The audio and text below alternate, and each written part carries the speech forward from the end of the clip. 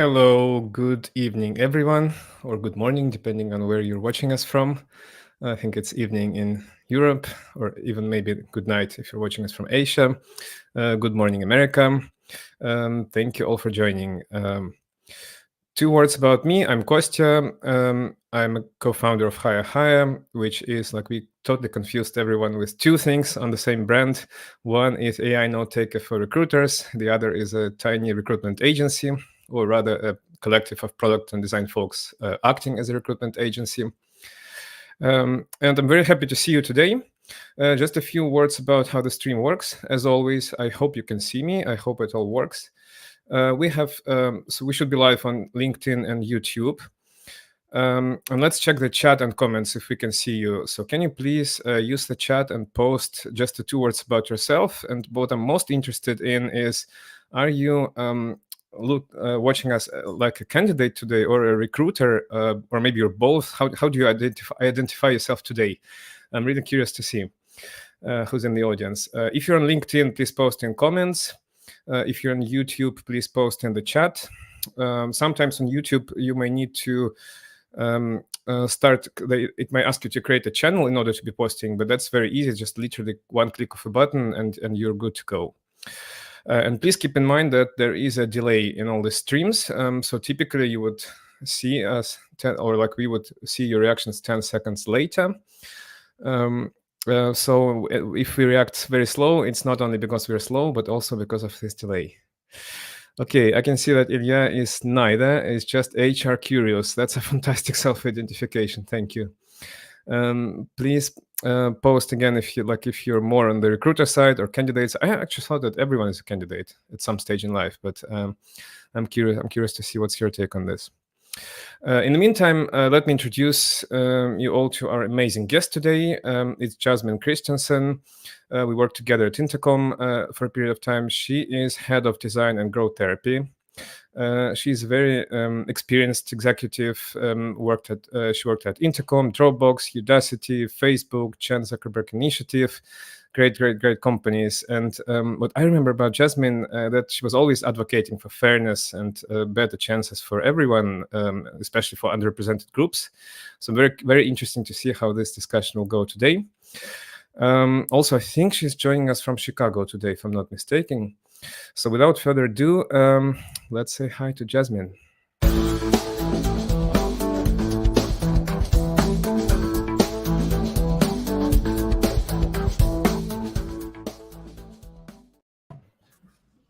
Hi. Hello. Good morning. Good to see you. Cool intro. Thank you. I like that everybody's a candidate in some way or another.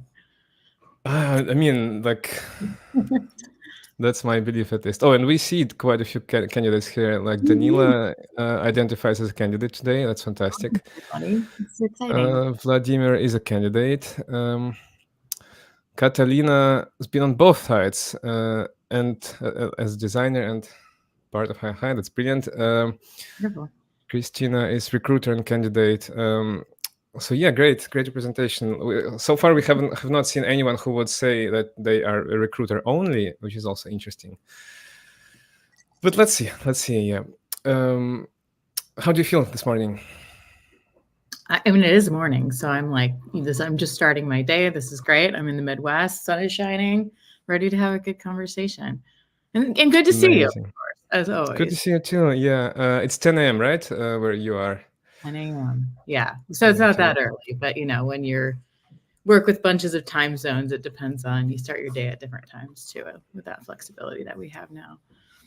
Oh yeah, that's one thing that I remember about like every single trip to San Francisco and keep working with Europe. You wake up to the full inbox, full Slack, like everything is buzzing. And I was actually so stressed about it all the time.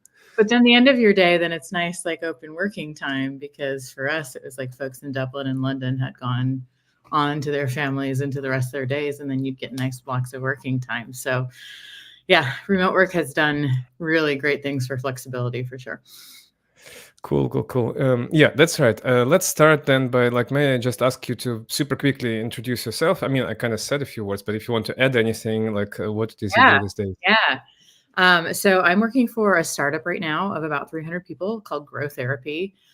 We help connect clients who are looking for mental health care support with therapists and ensure that insurance companies are able to foot the part of the bill that they have committed to. And this is all in the U.S. Based on opportunities within the American healthcare system.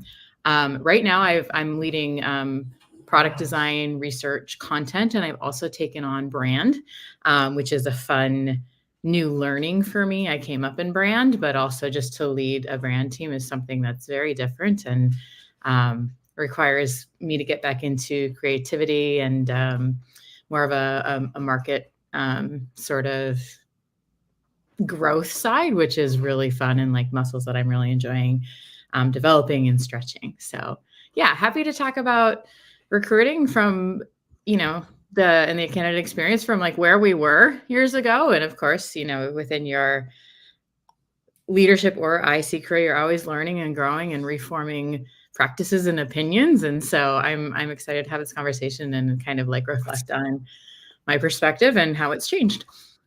Let's do it. Yeah, I'm super curious because I remember, like, you taught me actually a lot about recruiting 5 years ago, or how long ago was it? Like 6 years ago, a while ago. Yeah. So I'm very, very curious what's changed since that time.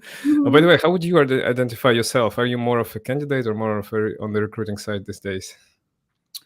I'm definitely more on the recruiting side. I did, just get a role after taking a sort of a sabbatical. But I do always look at the recruiting experience from the candidate perspective, because even if I'm in the position of hiring someone, essentially I want to think about it as candidates are also interviewing me or my company.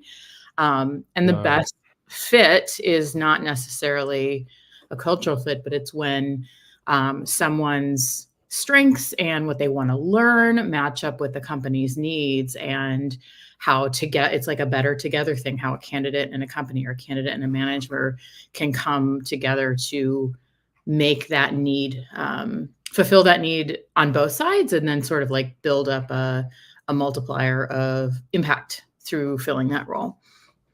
Awesome. Cool. Let's start with, actually, let me just jump straight into like a very simple. Oh, and by the way, I should have said, I'll be asking lots of very strange questions today. So imagine that I am like someone from the Mars maybe, who just don't know anything about humans and the Earth and what's happening here. So I'll be asking like really stupid questions, or very naive, or whatever you may see them. But I'll be happy if you can still reply as if I don't understand humanity at all. Oh, that's good. It's all good. Yeah, with that said, the first is like, is there such a thing as fair recruitment, or is there such a thing as fairness, like in the general sense? What does it mean to you? So of course I looked at the word fair and I Googled it and was like, what is fair? And it's like, fair is this idea of having a decision or opinion that's made without any sort of discrimination. In my head, when I think about that, I'm like, okay, well, what's the word equity mean then? Because we kind of use fair hiring practices, but I usually say kind of fair and equitable. And I know equity was a thing we talked about many years ago, and I was just sort of learning about what equity meant at that time. I think it was called Bakken and Bach or something like that had a big, I use this in some of our training materials, that was like, talked about how equity is not just the sort of fairness, like at a glance, two people come forward, they have the same opportunity. Equity was more of a consideration of systemic oppression or systemic decisions that have prevented a person from being in a place of fairness. And so I think there's a question of, is fair even a thing? When I think about how we use fair, though, it's kind of from a different perspective. It's like, to me, especially in hiring, it's like, well, it's a feeling like that didn't feel like a fair process, or it's not fair that I didn't get chosen for this. And I think that is something that is really hard, especially in candidate, recruiting relationships, where, most often candidates can't see the other side. They can't actually evaluate whether an experience or something was fair, because recruiting practices and the experiences with other candidates are always a secret. They're a black box, and they should be, because we need to ensure that we have privacy for each candidate. And, there's some sort of fair practice that every person has the same experience. But a lot of times when we talk about fair hiring, like we just don't know. And that's right. Can you just reflect on this actually? Yeah, as a candidate, you just face this, I don't know, really a black box or just a wall. I don't know, maybe you're standing in front of a skyscraper and you're trying to say, hey, please take a look at me. I'm here. I'm yeah, actually good. You don't know yeah, me. And then there's just silence most of the times. You don't hear well, anything. especially now in the candidate market where, I would say 6 years ago, we even struggled to find candidates to apply. Like Right. we had to be really proactive about sourcing and recruiting. Now, after, there's a lot of economic turn. There's been a lot of like big company layoffs. The industry is changing, more startup focused. Big companies aren't at the scale that they used to be. So it's definitely like a buyer's market where candidates are up against sometimes thousands of other candidates that they aren't aware of or don't understand the math. So I think when we talk about fair and hiring from a candidate perspective, it's almost like not a helpful conversation because it can put you in a place of like just helplessness, I think. And having been Yeah. a candidate, 8 months ago, I felt that a lot. Like, I mean, I'm great. Like, what about me? Why am I not the best? Like, that doesn't feel fair. I think the fairness really comes in on the other side from a recruiter and hiring practices, ensuring that, the most Yeah. people who come through are evaluated fairly, and that opportunities are given fairly and that equity is considered. Yeah. So I don't know. Like it's more complex than at face value. And fair should be something that's like, oh no, it's like a formula. Like it's mathematical, but it's not. It's absolutely not. Nothing in human relations, I think, can be quantified. No. And not even And like oh, you're so right. It's like, yeah, because it's HR, it's humans. Like it's so yeah, quality. and it's so much more complicated. I actually have a strong allergy towards people trying to quantify, I don't know, put metrics on people in any sense, usually, because I feel like there's so much that's lost in this simplification. But can I ask, by the way, you just mentioned before about like, you can be won against, thousands other candidates. Can you give us a glimpse of what's like the funnel look like on your side today? How many candidates do you typically see for one hire? If you have this off Thousands. the top of your head. Thousands. I mean, Thousands. I opened at Grow, I opened a senior manager role. We've opened a couple product designer roles, opened a UX researcher role, the first one. Now I'm going to be opening a content developer role, content design, content strategist. Literally thousands. And it's to the point where there is a bias towards considering people who are earlier in the funnel because we don't have recruiting staff to go through thousands. There And we so go. I'll open a role and we'll get 800 in a couple of hours and we have to shut down the posting to even be able to go through those. And it Wow. sort of causes a pain in the recruiting process where normally as a hiring manager, I'd give them the profile of what we're looking for, constraints, like easy things to filter out people, like, geographic location might be one. And so now what I've done is I'm actually helping with that filtering process. So it takes a lot of hours out of my time to actually filter that. If it were a more refined candidate pool, we could get to like conversations and interviews quicker. It's a bogging down at the top of the funnel that is something that I haven't experienced in my career. That's crazy. What should someone do for you to consider them through this pool? Like a very, very, like speaking about top of the funnel, if someone just wants to get to be able to talk to you, are there any secrets? No, not for me. I mean, I have people Okay. reach out and say I'm a great candidate. In past years, I've actually taken the time to on Twitter or on LinkedIn respond personally and look at portfolios and just give that, yeah, you should actually apply. I think you'd be a really good candidate based on our criteria. Or, you know what, I think, the experience you have right now is good experience, but you'd need X, Y, and Z. And so I've in the past been able to advise.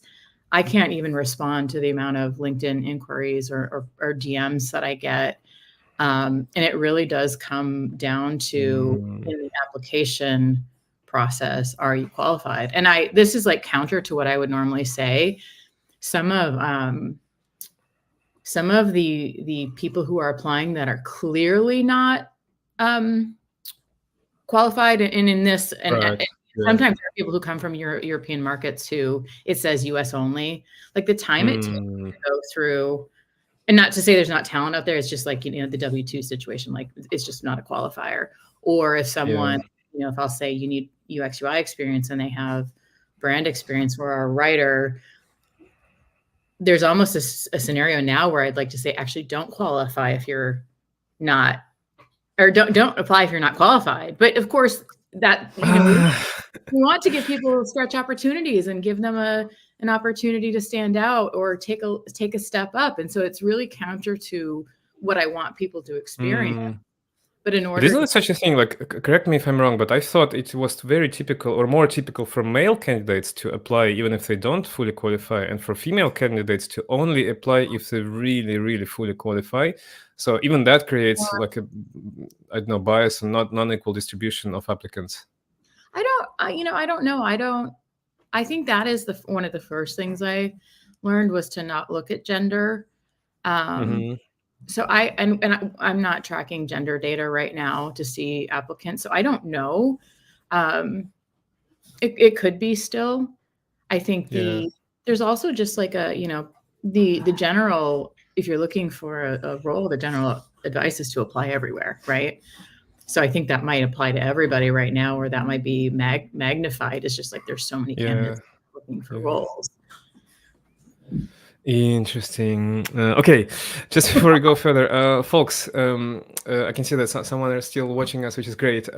Please feel free to drop your questions, at any moment. If you if you want to contribute, if you want to give a reaction to what we're talking about, if you have a question to Jasmine, just please drop them in the chat. We'll bring them on screen. We'll react. It's for you. It's actually like I'm maybe like asking some questions here, but it's mostly for you. So if you have questions, it's way more important than any questions from me. So please feel free and don't be shy. But in the meantime, I'll just want to piggyback on the topic that I started on LinkedIn and on my Telegram channel, which is changing names. Which is kind of like also the same thing. Top of the funnel, you have thousands of applicants. You don't know how to and how to filter it. And I've seen, like, anecdotally, stories from many of my friends who just adjusted their names to appear more Western, or be easier to pronounce, easier to understand. And they said they got substantially more recruiters reaching out to them. Portfolio visits like 3 times more, 4 times more, or sometimes just changed the situation completely from quietness and no replies at all to starting getting replies and invitations to interviews. And I'm talking about great designers, like with decent portfolios, great experience and well-known companies. So like really fantastic candidates, in my opinion, at least. What's wrong with us, like the humanity? Why do we judge by names? Bias. There's nothing wrong with you. There's nothing wrong with any of you. There's something wrong with, I think, there has been bias based on how, masculine, feminine roles, who went to work first, who went into service first in the military, things like that. I think the first exposure I had to that question, I think, was there was a survey or a research study done a really long time ago on Black sounding names, right? And there was just almost like an A/B study where they took the same resume, put a Black sounding name, and then same resume, same qualification, exact same, and they put a more like Western European sounding name, a white sounding name. And the data was like, for the Black sounding names, they had to send in 15 resumes to get a one response. And with the white sounding name, it was 10 resumes. So there was just a 50% divergence in the type of name. And so I think that study is like very well known. And there's like been a lot of like reviewing software that, removes the name. We develop personal practices of not paying too much attention, but just going straight to the qualifications. This is something for me that, like, it's a known bias, so it's something that I can work against. And when you work against it and you see that qualifications are generally the same, like, then it starts to not be a flag anymore. But I've noticed other biases in myself. If I start to notice, like, not like a spelling error or two, but a lot of them that might suggest that maybe English isn't a first language. I I don't care. There are a lot of, people who are non-native English speakers who are, in my circumstance in the US, are qualified. But sometimes if there are people who don't live here, for example, like wouldn't be eligible, we don't do relocation, so that wouldn't be an eligible thing. Right. Or it might bring into a question, oh, well, will they ask for sponsorship? And maybe that wasn't disclosed earlier, but would be a blocker later. I will sometimes subconsciously go and start to look at location. Like, do they have a US based phone number? So there's other things now that it might not just be like, this person isn't qualified. It might just suggest to me that there might be other qualifying blockers. And that's something that I'm actively working against and looking at again, going, okay, well, that doesn't matter. Let's actually see if they're qualified, or like look at their skills and their experience. If that matches, then I can go and look and see if they actually, we can reach out and say, would you need sponsorship or something like that? Yeah. So and okay, go ahead. Oh, sorry, I was just gonna react to this. Okay, names are a thing, but then and maybe I don't know, maybe you trained yourself to not to pay too much attention to the name and, like as you said, look straight at qualifications. But then have LinkedIn, and on LinkedIn there's not only names but photos, so you can right away you can see the face of the person, and typically it is a real. Doesn't like what impact does that have, and what should we do about it? No, like I mean, I can speak from personal experience, and I'd love to say like that stuff like this doesn't matter, but of course it does. And I was speaking to a Black woman who I've worked with before at a previous company, and she had mentioned that she was working for a Midwestern company, and so Midwestern is very white, very there's a lot of like agriculture going on here. There's a lot of sort of more right-wing politics, and so like the treatment of her with the project she was on was very, very different. And she actively got some slurs and like some things. And so like, I can say like, to me, this doesn't matter. But I mean, the reality is that there are biases, there are prejudices, there is racism, there are like associations with certain locations or certain, political involvement, that there's just things that are sort of like innate with how people were raised, how they start to transfer their beliefs. That is why we look at so much at unconscious bias and try and understand. But I think, those are things that are ingrained in people's like literal conscious. And so breaking that down is really, really difficult. So I can stand here and say, oh yeah, that doesn't matter to me. But obviously it's going to filter in some ways. My job and anybody's job as a recruiter or hiring manager is to actively work against those things. But other things like that's a fascinating topic to me. We probably evolved, I don't know, for hundreds of thousands of years to read some signals, non-verbal signals, and I know all this, tribal mindset and so on. Mm-hmm. And there is such a thing as personal chemistry. So sometimes you just feel great with one person and you don't feel as good with the other person, and you want to work with these people, right? So what, like, should you just ignore this feeling, or what do you believe is the right way to interpret if you just don't feel personal chemistry with someone? I mean, I think personal chemistry is a good thing. You want to be able to develop trust. You want to be able to develop a shared understanding. So I think like getting into the reasons why there is personal chemistry, even before writing, like if I'm going to write, oh, I really like this person, that doesn't matter. Like, it doesn't matter. I have to say, okay, I liked what they said about this, and it resonated because I believe that they hold the same values that I do and the same values that this company shares. So I think like chemistry might be a signal of something else that's happening. I also have noticed, I just had this happen recently, like 2 candidates I really, really loved. One was like, I just felt so deeply connected to this person. I was like, this person thinks like me. They like share the same opinions. Yeah, exactly. Like I just felt deeply, can I do that too? I just felt deeply connected. It's one of the many, I felt like this at Intercom all the time, was like, we just had such instant camaraderie. But sometimes that comes from a place of like really good things where it's like openness and humility and grace and like these really good things that actually aren't just about like, oh, I like you and I are going to be friends. But on the other hand, like in the same scenario, I found somebody who's very opposite from me. And I actually Mm, responded to that person equally because I knew that they would compliment me, they would challenge me. And actually, I did hire someone. I interviewed a lot of people, but I made the decision to hire for my head of product design someone that I had worked with before. And one of the reasons that I hired this person is because they were very different than me. They challenge me. They think differently. We debate, mm. and it's some of that sort of healthy um, difference of opinion and approach that actually helps us grow together.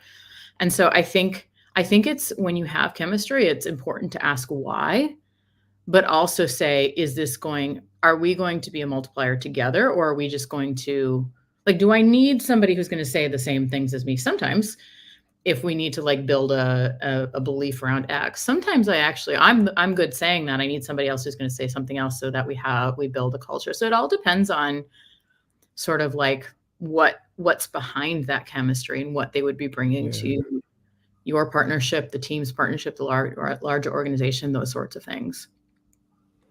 Cool.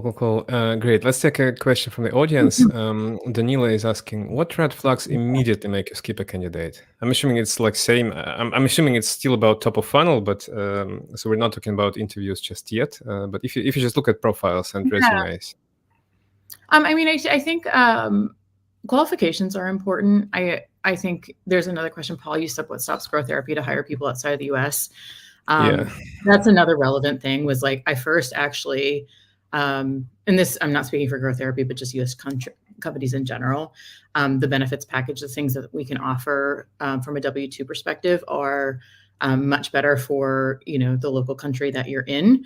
It also, the U.S. has laws and legislation around the type of when you can hire people from consultancies versus like full time, and so there are laws that sort of shape up what you can do, and so there are qualifications that we put in place to be able to skip candidates because of that, and that's the filtering process that I usually use first. Is like So can you give example, like what qualifications could it be?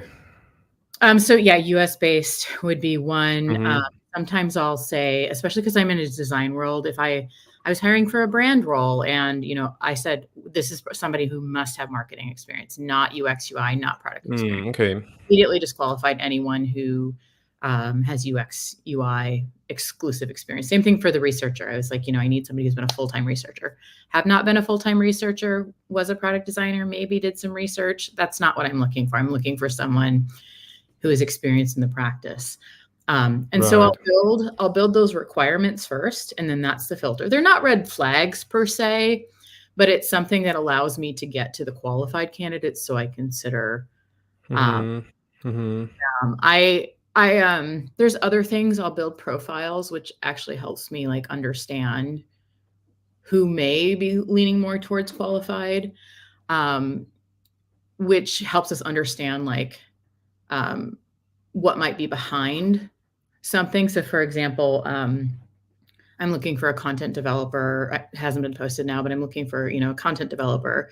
What I need is someone who's done like social media, who's done like multimedia development, like worked on video content, who's done A/B experimentation. And so like we might look for someone who has more of that like diversity or generalist approach as opposed to someone who's just been a growth writer. And so Mm-hmm. when we can sort of like start with qualifications, look at those shapes, but those shapes won't always 100% match up.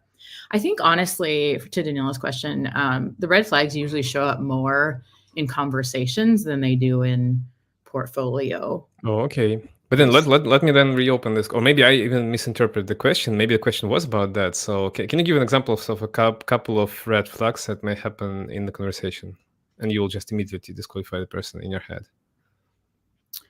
Well, I mean, I don't disqualify them in my head ever. Like that's something that I have. Okay, good. Like, I always will have the Mm-hmm. conversation. I'm somebody who does free writing, so I just like document the conversation as we go, and then we go back and evaluate.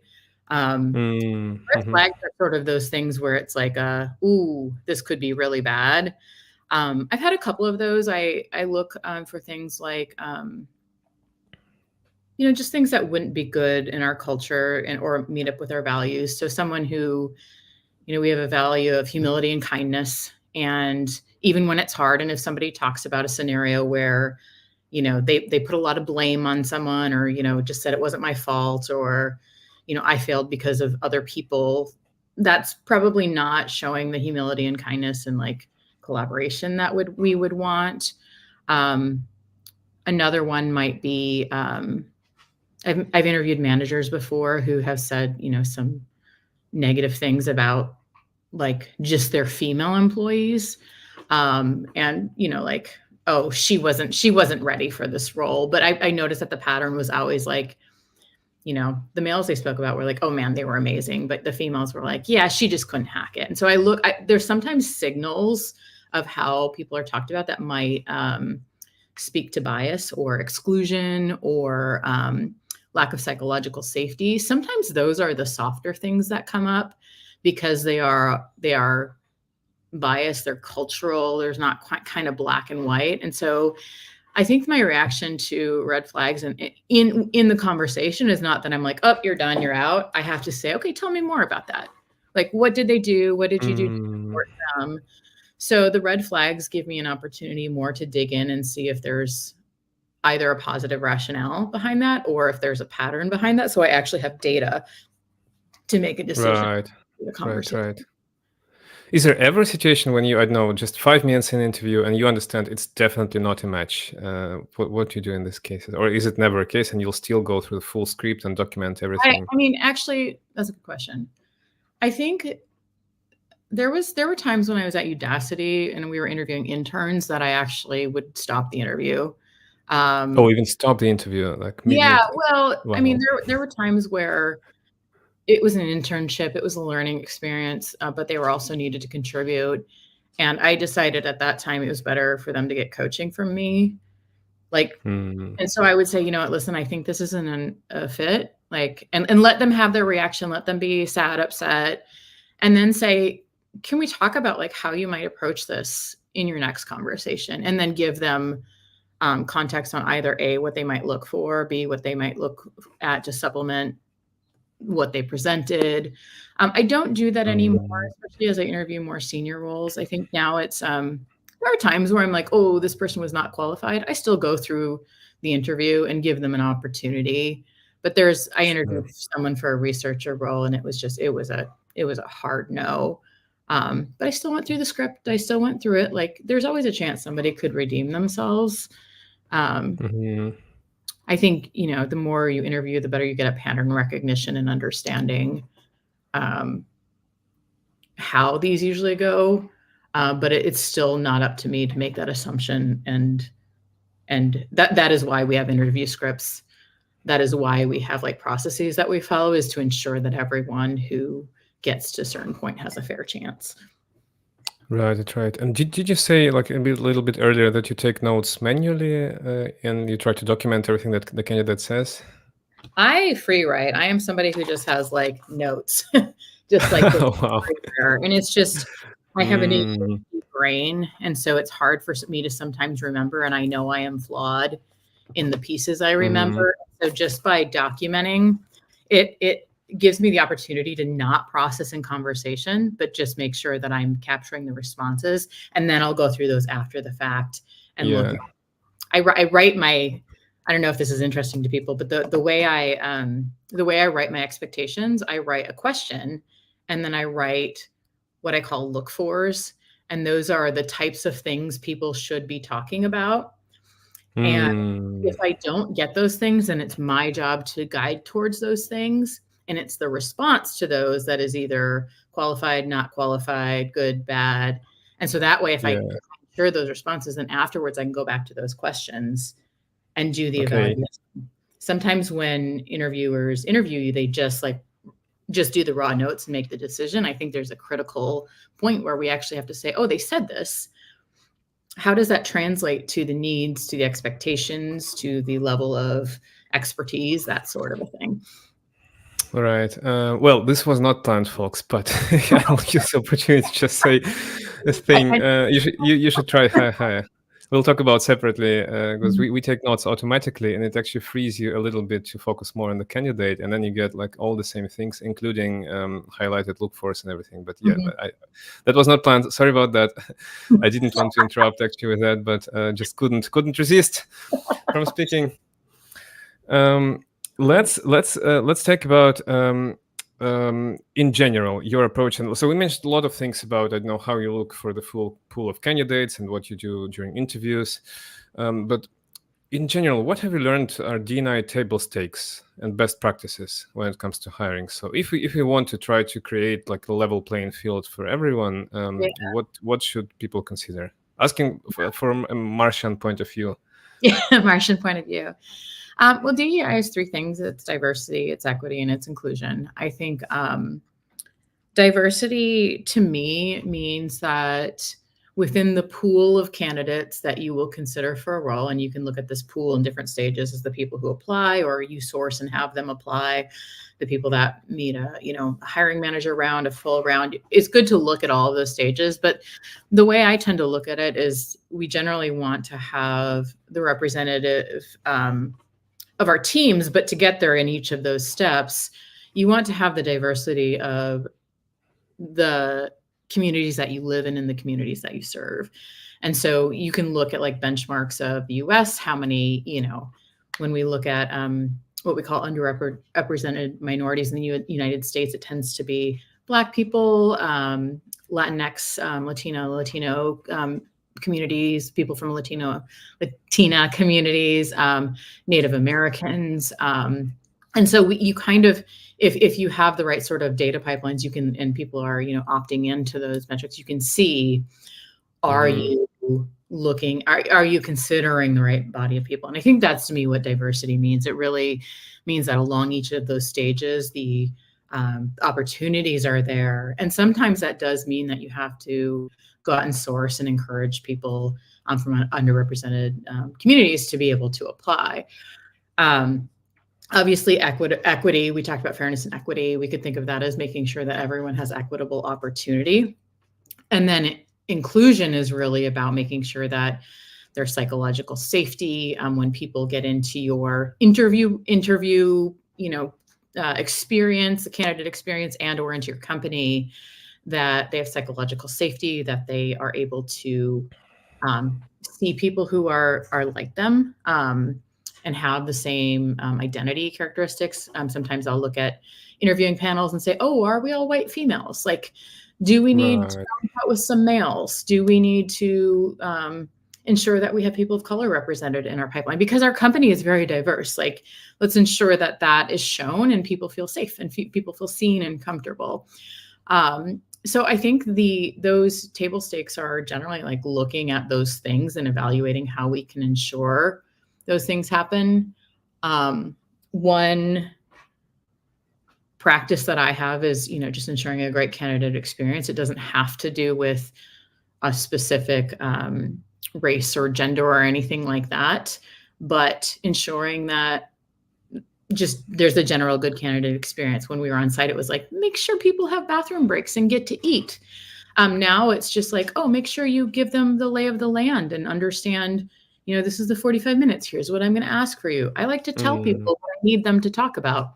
I need you to talk about leadership. I need you to talk about craft, and then get into that so everyone's set up to win. I think sometimes we get into these interviews and it feels like people are just trying to find your weaknesses and have you fail. Like, what if we tried to like have everybody succeed? Like, Right. then we'll bring the best out of people. Like, that's actually my job. It's not the candidate's job. And in doing so, we're creating this like inclusive, equitable environment that it allows for diverse representation across our funnel. Yeah, I think that's important. I think like many people, for some reason, yeah, they don't do it. But I think like if the candidate is ultimately not a fit and not qualified, it won't like. I mean, you won't help them pretend as if they're Yeah. qualified by helping them understand what to expect and so on. You'll just see it better, Yeah. Yeah. if And anything. nobody's like really trying to like pull the wool over your eyes. Usually, I mean, I have seen some people who've like stolen other people's case studies and things like that, but generally people Whoa. are there to bring their best self forward. Like it's not Yeah. like sometimes people will apply for a position that's well beyond their reach. That's okay. Like that will be shown, and the process is designed to find the qualified people for the role. So just Yeah. give people a chance to show their qualifications. That's all. Cool. Just as a reminder for everyone, we're talking to Jasmine. We're 40 minutes in, so I think we're not too much time left, and I would love to make sure that we have a couple topics that we cover before we jump. But let's take a moment to take a few more questions from the audience at this Yeah. stage. Catalina is asking about cover letters. Like lots of talks regarding the necessity of it. Used to record short videos with an elevator speech, but this approach didn't yield better results. What's your take on cover letters? Do you read them? Is anyone reading them actually? Is AI reading them? I can't speak for anyone else. I especially now do read them because I think it does help express. I see, Paul, your question too about interest. It helps me understand people's values. It helps me sometimes understand things that they might be able to bring to the table that isn't covered in experience. Especially being in the mental health care industry, sometimes people will talk about like their personal experience with mental health care. And sometimes that is, just an ad. It's not a requirement, but it might be something where there's something there that could be additive. Catalina, I love that video idea. I have seen that a couple times. It has not changed my mind on any qualifications. But people who have reached out to me with really like deep and or personal and or like not provocative, but really like things that make me think, those are the people that I end up actually connecting with on LinkedIn. Like I usually decline all sorts of requests, but because there's sort of a human connection there, that sometimes just gives me a reason to continue the relationship with that person. It doesn't mean everybody should send me. It just means like if that is sort of how you communicate, that is something that speaks to me personally. I've had someone do a personal video instead of a resume, and to me it actually showed that they weren't qualified, but the effort that was put in, I wanted to stay connected with that person because it was so I could see that they were on a good trajectory. It just wasn't the moment in time. And that was somebody that I started to engage with and like give a little bit of feedback and like support, because it is such a human way. So it's such a cool thing to be able to see. Like you get to see me right now. Like you wouldn't understand who I am if you just read a couple like things I wrote on LinkedIn, but it's just it's a way to admire people. It's a way to learn from people. Does it really affect the job? Maybe not, the job application, maybe not, but if you're qualified and you have that might be a way for me to say like, yes, it's absolutely, like I have double confidence. So I love that. That's such a cool idea. Very cool. And like maybe a continuation of the same topic, do you pay attention to what a person has to say apart from their CV tells you? Like what impacts your decision most in terms of attachment? I would say portfolio is somewhere nearby, or my mind just reads to portfolio at that stage. Yeah. And especially as I'm getting to like the non-product design, brand design, like as I'm starting to think about research, as I'm starting to think about brand, sometimes that matters. Like they could have great experience, but we learned one of the quick sidebar, but one of the things that Kostya and I learned early on is that sometimes like we would just assume that someone from Facebook at the time, Meta now, had like amazing craft, but then you have to recognize that just because their CV says they worked at Facebook, they maybe don't. Like there are, at every company, there's people who are great at what they do and people who are poor at what they do, or like aren't, it's not, everyone has just such a unique shape to them. So portfolios, obviously other things are really, really helpful. Especially when I'm looking at generalists, sometimes I'll go and say, oh, this person has a thought leadership blog. Let me see if that aligns with values. So it's more information. I love the idea of more information up front because it does give me an opportunity to say like, oh, this actually, they went past the portfolio review with this. That might make people want to hold off until they get to the other stage, but it actually it would be the same decision no matter what. So yeah, I don't know. Like, it's just, it goes back to this fair thing. It's like, it's not a science. It's not an art. Like there is so many just different shape considerations, not just on the role, Yeah. but on like what you already have on your team. Do you have a strong craftsperson? Do you need like more of a strategic thinker? What your culture is, what your values are. It's always so much more than just the sort of like requirements on the job piece, and getting to understand. That's what the interview process is all about, is getting to understand the deeper shape of people. Yeah. Oh, I cannot resist asking this like Facebook example. And what do you think about abstracting out all the names of companies from resume? So I'm sometimes thinking, okay, like this is maybe like, I don't know, vanilla skill-based approach or like pure skill-based approach. So let's say we take a resume, we remove their name, we remove like any identification that may have about social, whatever, like status. And then we just also abstract out the names of companies. So it's literally what like their tenure, roles, and maybe results that they achieved the way they described Yeah, it. I don't know. Like I just had a personal reaction to that because I worked at Facebook, I worked at Dropbox, I worked in Intercom. Like these are definitely, for me, resume builders that have helped me get to where I am. I'd like to think I was a positive influence and had a positive experience at all of these. And I like to think I'm very good at my job, so I'm not using those in a way to like. I think I would like to think I would stand alone independently, but like, ooh, if I didn't have that, I don't know. So maybe that is to say that would be a good idea. I don't know though that the ability to, whether it's a resume writer or your own ability to like really highlight the experience you've had. Like people write their resumes so differently. I don't know how that would compare. Like what would, Right. I mean, I guess there's already a bias towards like well-known big product companies, but I guess I'm sort of like thinking about this on the spot, so I will probably change my opinion a million times on this. I guess, some being in mental health care, sometimes I would rather have somebody who had mental health care, product design experience than product design experience, because I know they'll understand about working with like clinical teams and things like that.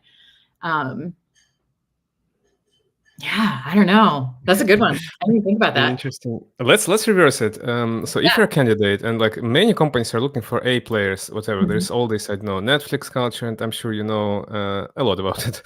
But what's for the 95% of others? Like what to do if someone feels like a B player? What should they do? Like, and if you don't have these amazing brand names on your resume, how can you stand out and get a job? I don't think A and B players is quite a one-to-one correlation. I don't know if you haven't. I really like Kim Scott. She wrote Radical Candor, and then she wrote Just Work in response to her like whiteness and like privilege and what she wrote in Radical Candor. But one of the things she talks about is sort of like the superstars and rock stars. How there are people who are solid, but they're not going to spike everywhere, and they're not going to always be noticed. Mm-hmm. I think sometimes the people who aren't the superstars are the people you want on your team, because they won't like require to be on a flashy project, or will really like getting into nitty gritty problems, or like collaborating with engineers, and won't. I don't know. I think there's something where there's flexibility in people who haven't been like the A team. There's sometimes more collaborative nature. So I don't know if that's like, I'm obviously like stereotyping and making assumptions here, but I think sometimes the highlight of what you are great in, that's something I've always leaned into, is like, I'm not the person I'm not one of those superstar people. I'm not one of the people who stands out. I'm one of those steady people. But I've also learned that my strength when I come into a team is I fit in the cracks where other people don't. And so it might mean like I'm not seen, but I'm actually pulling things together. I'm like working on systems. I'm thinking about things that people aren't. And I think that ability, if you aren't the standout person, like being able to describe what you do and what you do well without using buzzwords, without like kind of sounding like everybody else, without sounding like you're trying to sell your person, it's a really hard thing to do. But if you find your differentiator, that can be more powerful than sort of being like the stereotypical best.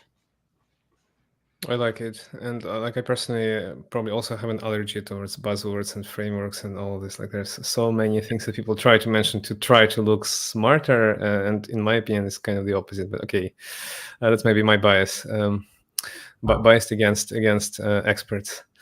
There was a question that I wanted to highlight from Paul. How often do you feel that a candidate exaggerates their interest in the company? And I'm not sure I understand what Paul means here, but if you do, can you react to this? I'm not sure I know entirely, Paul. I think the way I would translate this is like, there's sort of been this like you have to research the company and know about them and be interested and like show your interest, and that's part of the candidate responsibility for the process. And I can imagine that people have that ready to go, maybe have that as part of their selling point, like I really want to work here because X, Y, and Z so much align with. I don't see that as like. Maybe I just don't see that as much because I'm not the first call. Maybe recruiters see that more than I do. I don't know. I also tend to work in spaces or try to work in spaces that how they are neutral to good for the world. So I feel like most people who like I'm in mental health care, like there are very few people that are coming and be like, I'm so interested in mental health care that aren't, because it sort of affects all of us. So yeah, I guess I don't see that a lot, but I can see where that might come from. What I can say is that is just another, like it's something that isn't on. Obviously, it would be good if people are aligned with our mission and vision and values. If they're not aligned with our values, they won't be a fit. Do they have to be super passionate about our mission? Not always.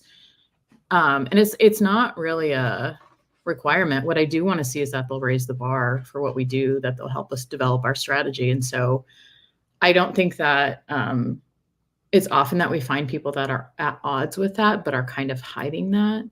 I'm sure it can happen in maybe like, I don't know if there's other industries or maybe like defense or like something where it feels like somebody needs to be a certain way or present themselves differently. I would really hope most companies are like honest in wanting people to bring their views and their perspectives and their opinions to work as they are without having to exaggerate them. I don't know if that helped, Paul. Yeah, let's hope so. Let's hope so, Paul. Please let us know. With only a few minutes left, let's talk about AI for a second, because I cannot imagine any conversation in 2024 ignoring this. Like, how do you use it? How do you use AI when hiring designers, if you do? And what do you expect to change in the next few years? I want to answer that. I also like, if we have time, can we get to the next question? Because I have like opinions on that. AI. I think this is changing. Like this is changing a lot. I right now use AI like ChatGPT, things like that a lot when I'm writing job descriptions, especially because I'm in a startup now where I'm starting to open foundational roles like content roles, UX research roles, opening some newer brand roles to our team. And I have a lot of experience in these areas, but I haven't always been the hiring manager for these areas. So I will do a lot of just for my own understanding, like, what does this mean? What are different titles for this? Not to create a title, but to kind of go into each, like for a content developer, like let's just say that's the role. Like it's really like kind of a marketing writer. It could be integrated communications. It could be copywriting. It could be content strategist. It could be content designer. It could be multimedia owner. Like, so I'm looking at all of these different titles and then I'll go and dive into each one. So I use it to kind of broaden my understanding of what's out there and what roles are and like what backgrounds look like and what responsibilities look like. And then I'll use it to narrow too. Like once I kind of have a good grasp of what I need, then I may use it to help me write my profiles. I can use it to help check for bias. My head of product design has used it to sort of synthesize too, to help synthesize. Like he'll do a raw synthesis and then I'll put it in and look for evaluations. I think it's a great chance to look at like, to look at your evaluation and say, am I biased? Like, is there anything coming out of this? With ChatGPT and any language learning models, it's really helpful to like do both sides and say like, oh, what are the negatives of this? What are the positives of this? What might I be missing? Like, what is an error with the response you just put out? Right. So it's more like a thinking partner in your case, if I'm correct, right? So you think with the AI to just and diverge and converge. What am I missing? I'm sure that over the next couple of years, there's going to be a lot more evaluation, helping like find the right candidates. I hope that it's meant to take care of things like the name piece, and just like kind Right. of minimize Or make it worse. or I make hope it worse. that's not the case. But But I mean, yeah. generally, I think of AI as a positive thing, but I also think it's like it's not a takeover; it's an enablement. And so, human-directed AI or human-checked AI is going to be really Hmm. important for a really long time. But yeah, I do think there's a lot of good stuff coming up. Or a human empowered with AI Yeah, and still making yeah, decisions. Yeah. yeah. What was the question that you wanted to take? Lots of layoffs, and they're continuing. Are Oh, there okay, great. Yeah, let's talk about it. higher practice and process? So Um, Nick has asked, are there any chances in higher practices and processes where there are so many applicants than offers? I'm Very not to interesting. answer this question directly, but I did do a leadership course last year and went in and looked at the trends because that was last year. Yeah, last year. That was something where I was like, oh crap, like what is happening with the product design industry? What is happening with the creative industry? And I think there's the thing that I really noticed that I found fascinating and actually applied to me when I ended up taking a job was that the majority, there's layoffs everywhere, but like we saw it and it was publicized so much about these big tech companies, and that was sort of the displacement of this large talent force that then had to go find jobs elsewhere, and many still are looking. What I found really fascinating was that the upwards trend was more in startups, especially in like very interesting government regulated, like highly regulated industries like healthcare. Finance is another one. Education, like there's so many things that are happening at a very sort of like exploratory level. And I think that was really interesting, not only for like our leadership industry and what happens to all these like directors who got laid off, but also what kind of openings are happening. And to me, that actually changed the shift of what qualifications were. Like instead of having like super experience, like really deep, like I worked on search, like I'm an expert in search. It was like, how can we start to have these generalists who are like designers plus, or have worked in marketing and have worked in product. And I thought that was such a unique shift because it kind of gave like a rise to almost the startup designer, where if you can have flexibility, if you can have the ability to work from different altitudes, from like working with your stakeholders, CEOs, to like peers and to like cross-functional partners, I think the requirements actually change a little bit when you're that kind of designer. It's less about like having a process, having been at a place where you can show experience of doing this design process, instead about like creating a process or customizing process.